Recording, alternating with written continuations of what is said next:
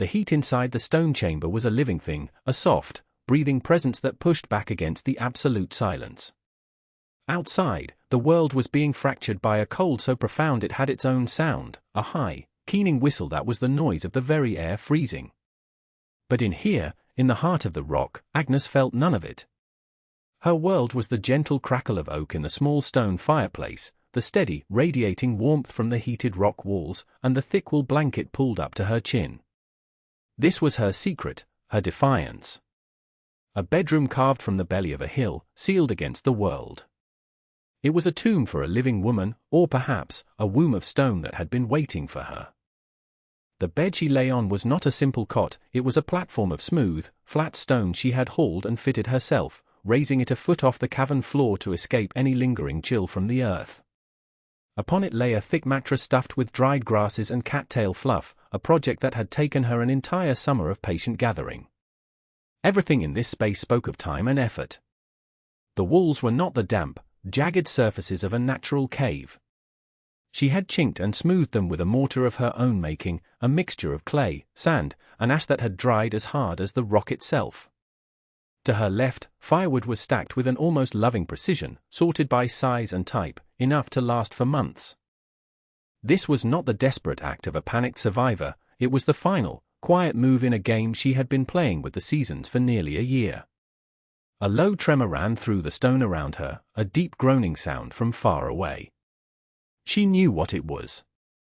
A great pine, its sap frozen solid, its trunk unable to bear the strain of the cold any longer, had just split apart. Out there, in the small settlement a mile down the valley, that sound would be another stitch in a tapestry of fear. Here, it was merely a dull vibration, a reminder of the world she had deliberately walled away. She had built this place not from fear, but from knowledge. A knowledge others had dismissed as the rambling grief of a lonely widow. But her grief, while real, had only sharpened her senses, forcing her to see the world not as she wished it to be, but as it was.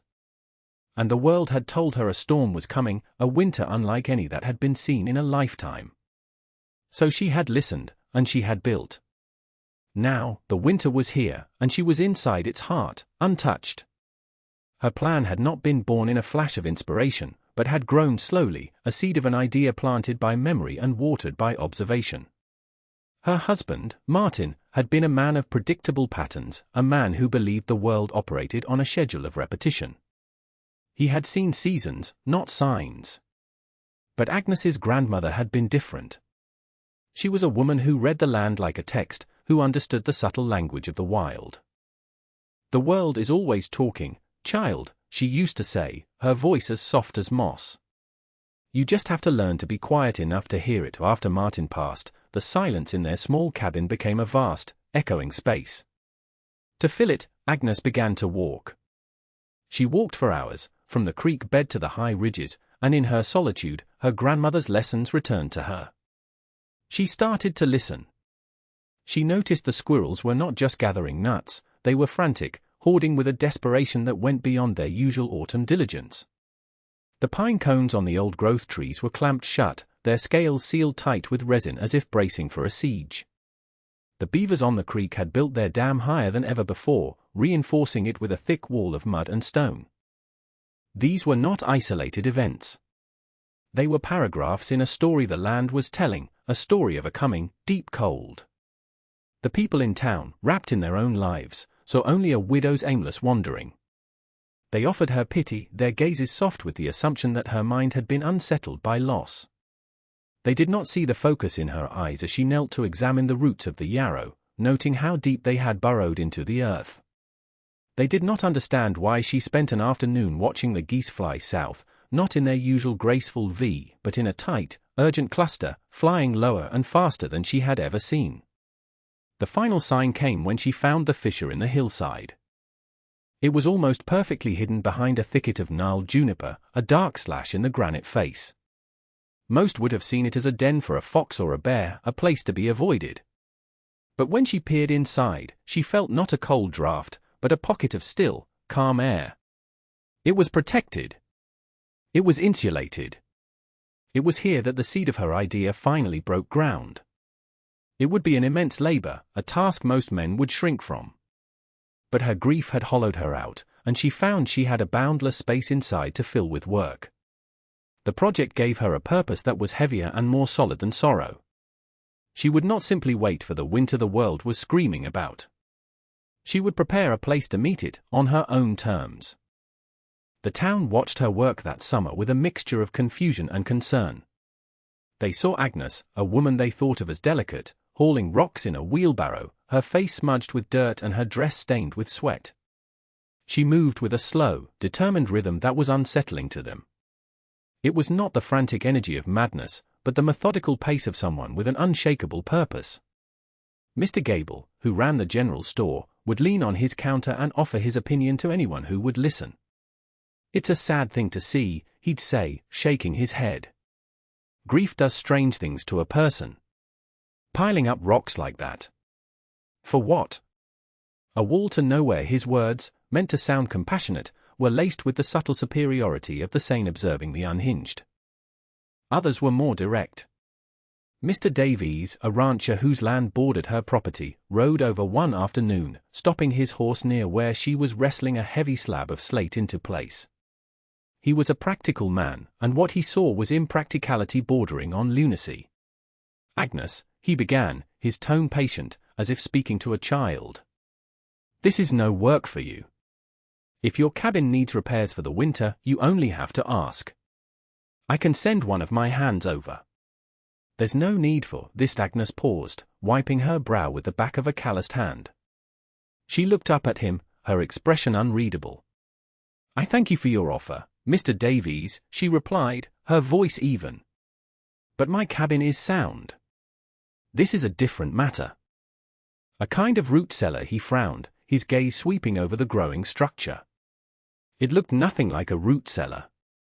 "Seems like a powerful lot of stone for storing potatoes," he said, a hint of irony in his voice.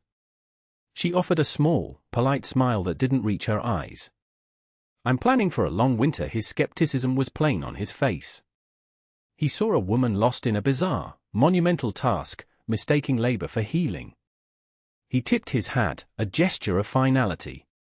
"Well, don't overdo it. Winter is winter. It comes and it goes." He rode off, leaving her in a cloud of dust and misunderstanding. The story of the widow's folly became a quiet joke in the settlement. They saw her mixing clay and sand in a trough, disappearing for days at a time, and returning covered in dust. They saw her hauling deadfall from the woods, not just for her cabin's woodpile, but dragging it up the hill toward her strange stone project. They saw obsession where she was practicing survival. Their judgment was a constant, low hum in the background of her work, but she had learned to tune it out. The land was speaking to her in a clear, loud voice, and compared to that, the whispers of the town were nothing at all. Her method was a quiet masterpiece of intuitive engineering. The fireplace was the heart of her creation, and she knew that a simple fire pit would fill the chamber with smoke and kill her as surely as the cold.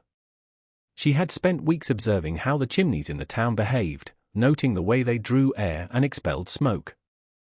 She built her fireplace into the deepest part of the cave, constructing it from the flattest, most stable stones she could find. The true genius was the flue.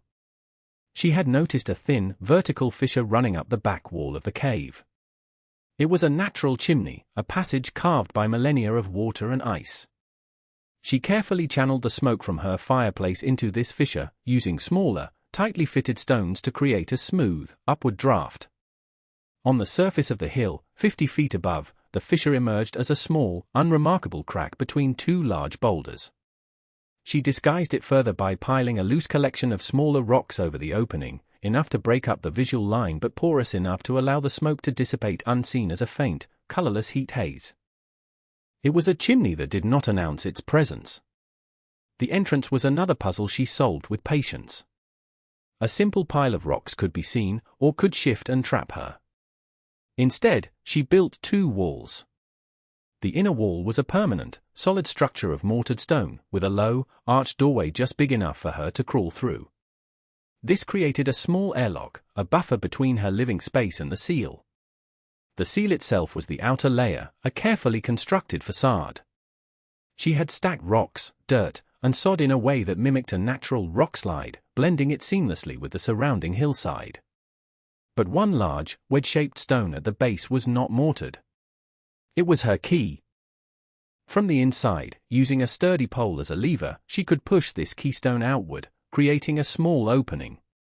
From there, she could painstakingly disassemble the rest of the seal to get out. To close it, she would reverse the process, crawling back inside and pulling the keystone into place as the final act, entombing herself in warmth and safety. Even the bed was a product of careful thought. The raised stone platform was not just for comfort, it was a heat sink. Throughout the day, the stones would absorb warmth from the fire, and at night, they would radiate it back slowly, providing a gentle, constant heat from below. Her stockpiles were a testament to her foresight. The wood was not just fuel, it was a curated collection. She had stacks of dry pine for quick, hot fires to warm the chamber in the morning, and dense, slow-burning oak and hickory for the long nights, designed to smolder for hours and keep the chill at bay. She had tins of dried meat, sacks of beans and flour, and barrels of clean water she had hauled, bucket by bucket, from the creek. Every object in the cave was a verse in an epic poem of preparation, a story written with sweat and foresight, a testament to what a single, determined person could accomplish when the world refused to listen.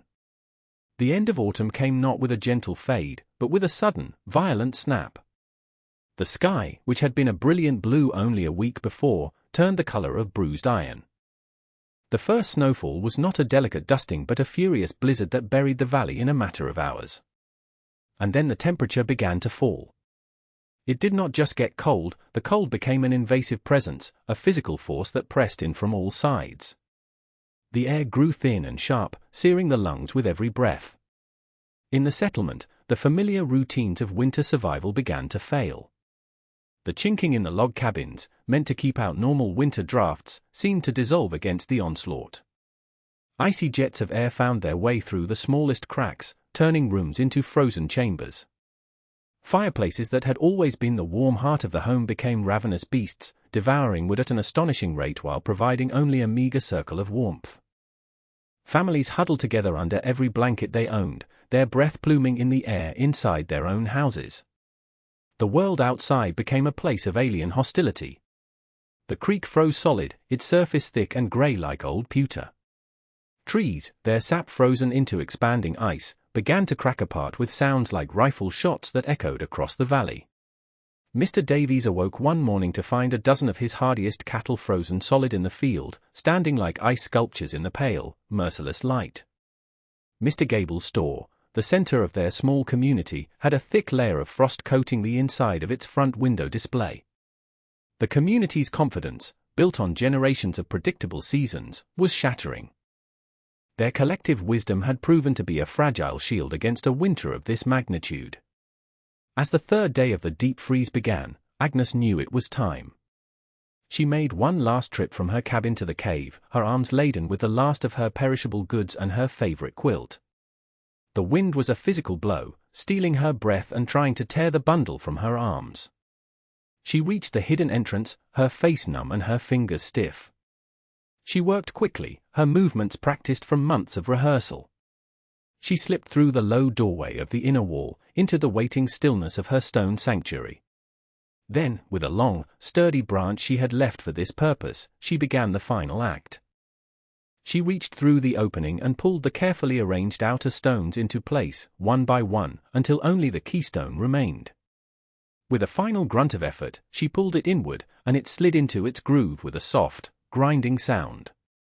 A thick silence fell. The keystone was in place. The seal was complete. Outside, the ice wolf howled. Inside, Agnes lit a match and touched it to the waiting kindling. A small flame flickered to life, and the widow's hearth began to breathe. Weeks bled into one another, marked only by the slow consumption of her firewood and the rhythm of her own quiet existence. Outside, in the world she had left behind, the settlement was in a state of siege. The relentless cold had not broken, it had deepened, settling over the valley like a shroud. Firewood, once thought to be plentiful, was now a currency more precious than gold. The men could no longer venture into the forest to cut more, the snow was too deep, the cold too dangerous. They were burning furniture, fence posts, anything that would catch a flame.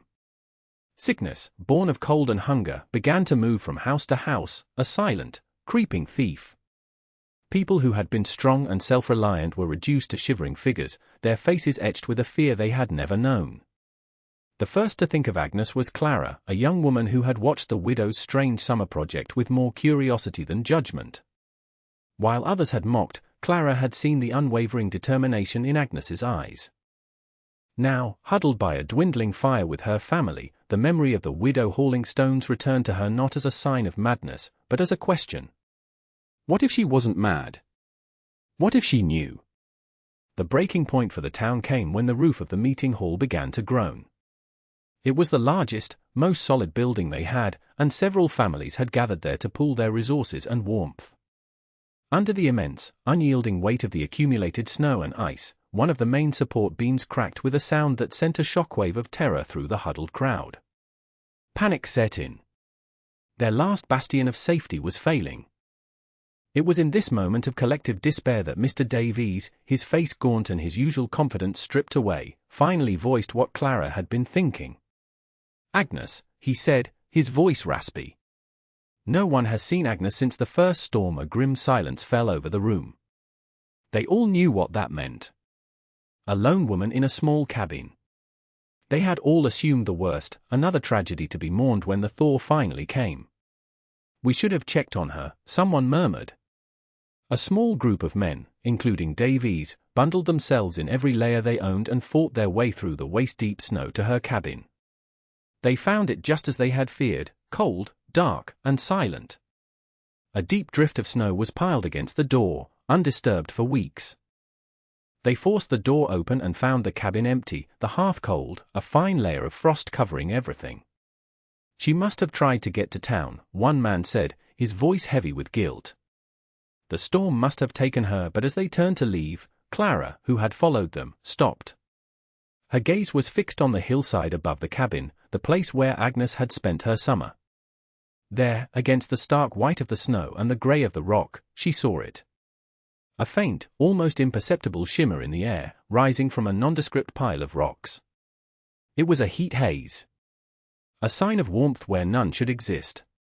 "Look," she breathed, pointing a trembling, mittened finger.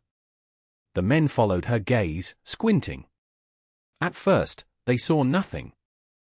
But then Davies, his eyes sharp from years of scanning horizons for lost cattle, saw it too. A ghostly plume of heat, a whisper of life in a world of ice. It was impossible. It was a miracle. And it was coming from the heart of the widow's folly. The men stared at the impossible sight, their minds struggling to reconcile the evidence of their eyes with the laws of nature as they knew them. A heat haze in this cold was like a flower blooming in a blizzard. It was a sign. Led by Davies, they plunged through the deep snow, their exhaustion momentarily forgotten, replaced by a desperate, burning curiosity. As they drew closer to the rock face, they could feel it, a subtle, almost unbelievable change in the air. The bitter edge of the cold seemed to soften slightly. They reached the pile of rocks where the haze was rising and felt a distinct, undeniable warmth radiating from the stones. "She's in there," Davies said, his voice a mixture of awe and disbelief. He put his mouth close to a crack between the boulders. "Agnes! Can you hear me? Agnes!" The only answer was the muffled whine of the wind and the thick, insulating silence of the stone. They began to dig. Their hands were numb and clumsy, their muscles stiff with cold, but they worked with a frantic energy. They tore at the outer layer of rocks and frozen earth, the facade Agnes had so carefully constructed. It was built to look like a natural rockfall, and it was just as stubborn. But Davies, a man accustomed to moving rocks from his fields, quickly saw the logic in its construction. He directed the others, and slowly, piece by piece, the seal began to come apart. After nearly an hour of grueling labor, they broke through the outer wall and uncovered the second, inner wall of smooth, mortared stone. There, set into the rock, was the low, arched doorway, dark and mysterious. A wave of warm, dry air washed over them, smelling of wood smoke and earth. It was the most welcoming thing any of them had ever felt. One by one, they ducked and crawled through the opening. They emerged into a scene that stopped them in their tracks. They were in a small, warm, dimly lit chamber.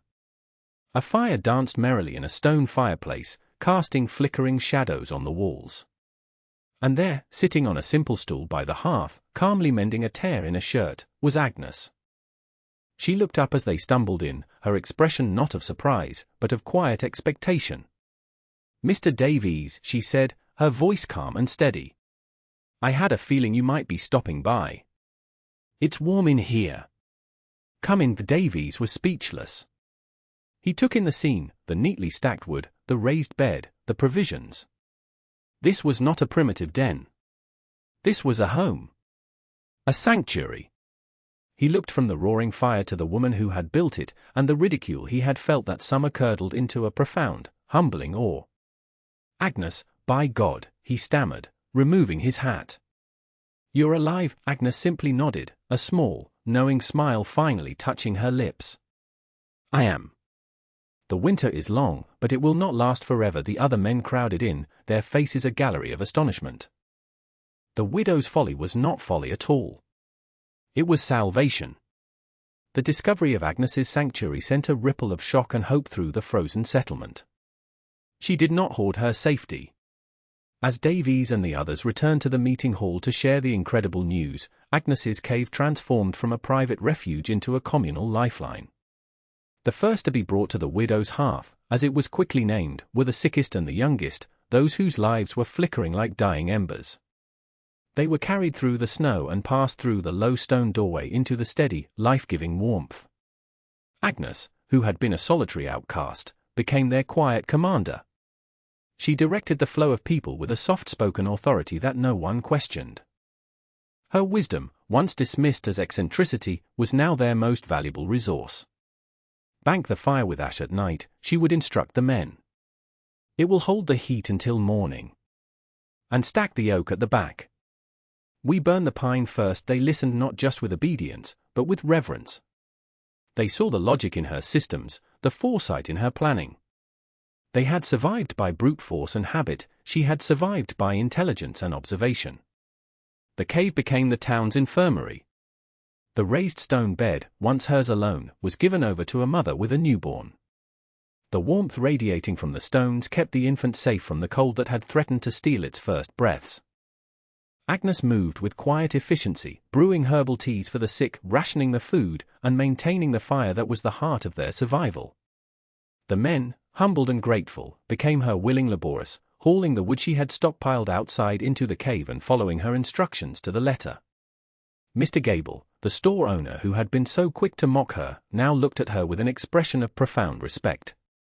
He saw that her fortress was not built against the community, but for a crisis the community could not imagine. When the great winter finally broke, weeks later, with a warm wind that felt like a pardon, the people emerged from the cave and their battered cabins like survivors of a long war. They were thinner, wearier, but they were alive. And they were changed. The widow's hearth was no longer just a cave. It became a revered landmark, a monument to the quiet woman who had listened to the world when no one else would. In the years that followed, the town never again faced winter with casual arrogance.